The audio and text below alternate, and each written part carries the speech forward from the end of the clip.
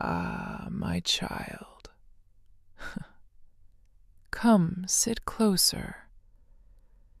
Today I want to tell you something from my heart.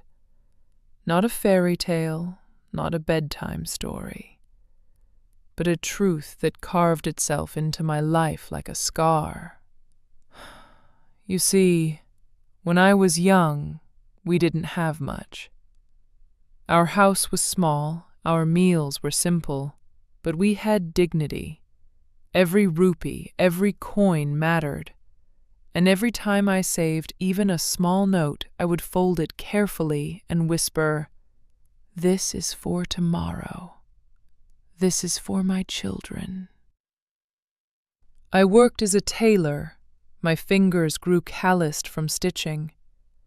At night, when everyone slept, I sat under a dim lamp, sewing clothes for neighbors, hemming saris, repairing torn shirts.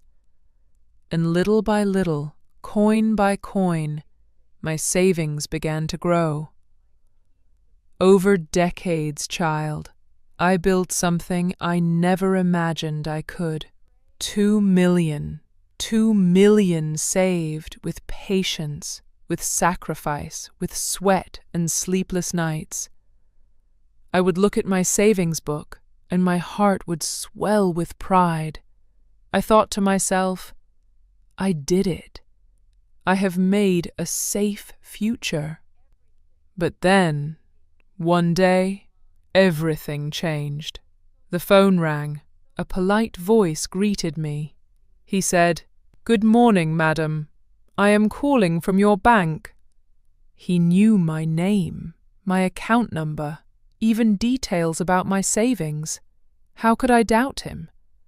He spoke gently, respectfully, like a well-raised young man, almost like a grandson. He told me hackers were trying to steal my money. He said, "Do not worry, madam. I will protect your account. Just follow my instructions step by step." I was frightened. My hands trembled. I thought of all the sacrifices I had made to save that money. And I listened to him. He told me to press certain numbers, to share codes, to confirm transactions. And I obeyed, like a trusting grandmother who believed in the goodness of a young man's voice, expression. And then it was gone. 2 million, vanished like smoke in the wind. I remember the sound of my own heartbeat in my ears. My knees gave way. The phone slipped from my hands. I sat on the floor, frozen, whispering, "No, no, this cannot be." That night I sat in darkness. No food, no sleep, only tears. I thought of the gold bangles I sold to pay your school fees, the festivals where I wore the same old sari so we could save a little more, the winters where I patched my torn shawl instead of buying a new one.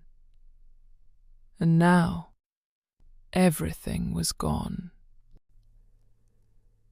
My child, I realized something that night.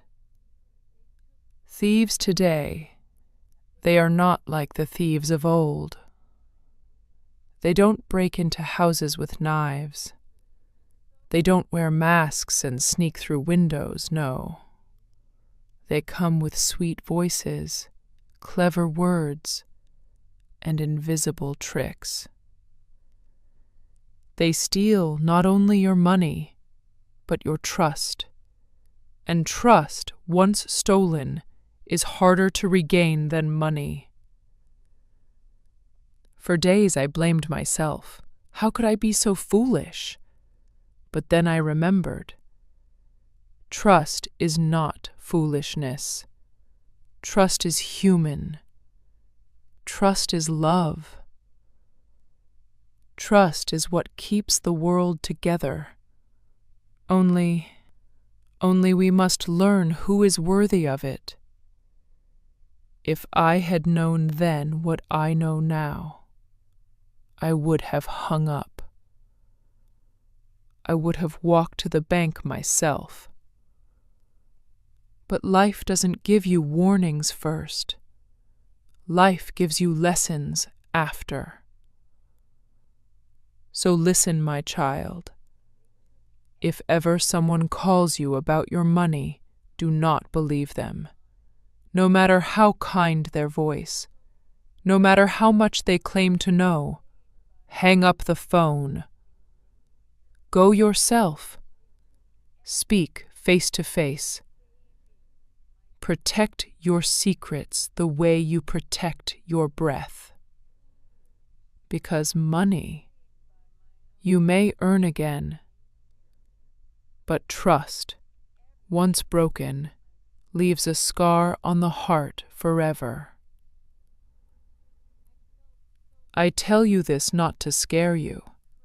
I tell you this to prepare you, so you will never cry the way I cried, so you will never feel the emptiness that I felt that night. My child, let me tell you something else. Money is important, yes. It buys food, shelter, education. But money is not life itself. What matters most is family, wisdom, and the strength to rise again. I may have lost 2 million, but I still have something far more precious. You, my family, my voice to warn others, my lesson to share. If even one person is saved by my story, then perhaps my loss was not in vain. Perhaps the thieves took my money, but not my spirit.